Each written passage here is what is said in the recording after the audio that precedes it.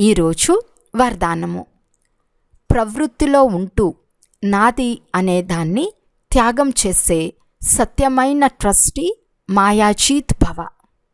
ఎలాగైతే మురికిలో క్రిములు జన్మిస్తాయో అలా నాది అనేది వస్తే మాయ అక్కడ జన్మిస్తుంది. మాయాజీతుగా అయ్యే సులభమైన పద్ధతి స్వయాన్ని సదా ట్రస్టీగా భావించండి. బ్రహ్మకుమార్ అంటే ట్రస్టీ. ట్రస్టీగా ఉండేవారికి ఎందులో కూడా మోహం ఉండదు.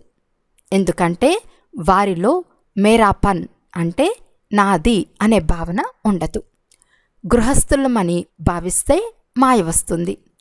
ట్రస్టీగా భావిస్తే మాయ పారిపోతుంది. అందువలన న్యారేగా అయి తర్వాత ప్రవృత్తి యొక్క కార్యంలోకి వస్తే మాయా ప్రూఫ్గా ఉంటారు. న్యారా అంటే అతీతంగా అవటం.